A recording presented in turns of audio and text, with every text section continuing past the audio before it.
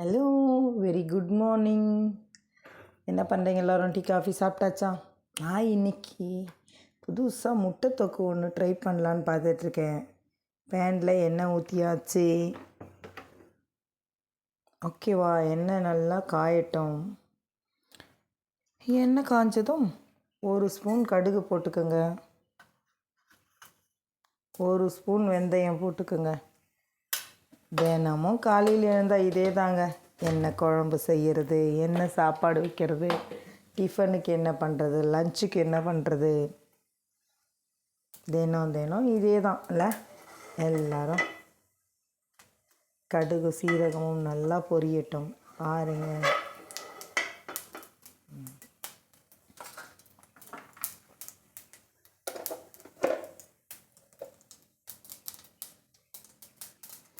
கடுகு பொரிஞ்சதும் கட் பண்ணி வச்சுருக்கிறேன் ஒரு பெரிய வெங்காயத்தை சேர்த்துக்கிறேன். வெங்காயம் நல்லா வதங்கட்டுங்க, அப்போ தான் சூப்பராக இருக்கும்.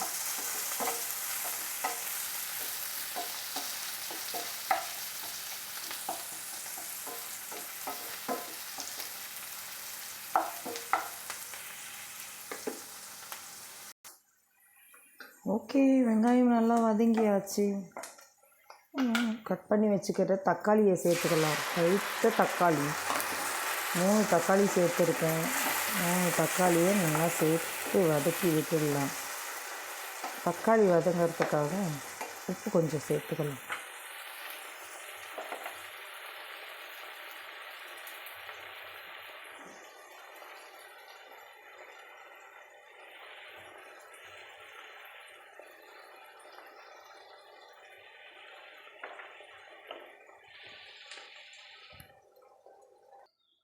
வாங்க பார்க்கலாம். தக்காளி நல்லா வதங்கிடுச்சு. நாட்டு தக்காளி இல்லையா, ஸோ சூப்பராக வதங்கியாச்சு. தக்காளி எதுவும் கிழங்கு மாதிரி இல்லை.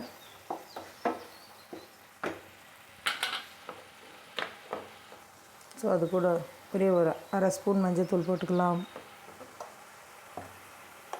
காரத்துக்கு ஏற்ற மாதிரி 1 ஸ்பூனும் 1.5 ஸ்பூனும். இது நாட்டு தக்காளின்றதுனால ரொம்ப புளிப்பாக தெரியும். ஸோ நான் 1.5 ஸ்பூன் மிளகாத்தூள் போடுறேன். உங்களுக்கு காரம் இன்னும் அதிகமாக வேணும்னாலும் நீங்கள் போட்டுக்கலாம். போட்டு நல்லா வதக்கி விடுங்க.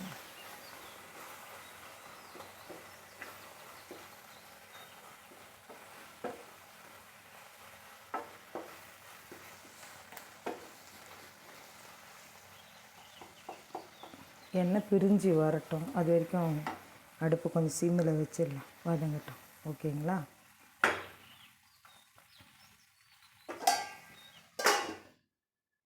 வாங்க பார்க்கலாம். ஓகே, ஓரளவுக்கு நல்லா சூப்பராக வதங்கிடுச்சு. கொஞ்சோண்டு தண்ணி விட்டுக்கலாமா?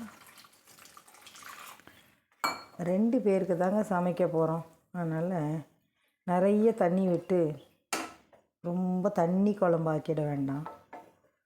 சும்மா லேசாக தண்ணி விட்டு அது கொதி வந்தால் போதும். ஓகேவா?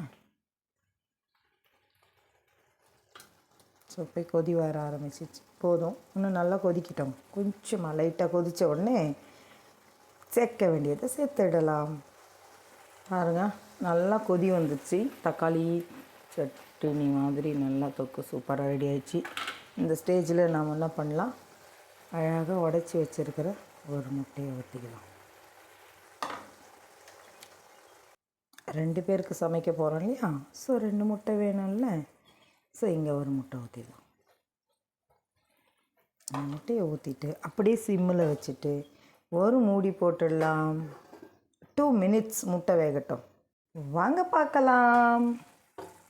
வாவ், சூப்பராக முட்டை வெந்திருக்கு. அந்த முட்டையை அப்படியே எடுத்து திருப்பி போட்டுக்கலாமா? இருக்கிற இடத்துலையே அவங்கள அப்படியே புரட்டி போடுங்க.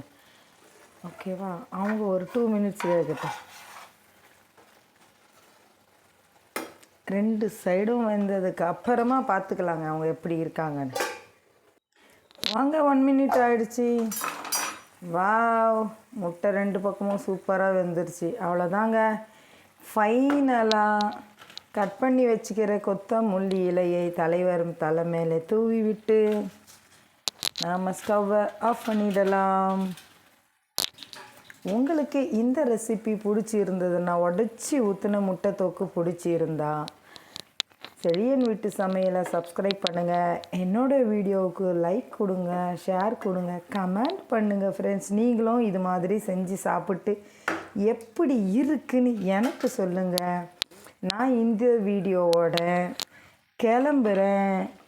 இன்னொரு வீடியோவில் சந்திக்க வரை உங்களிடமிருந்து விடைபெறுவது உங்கள் தமிழ்.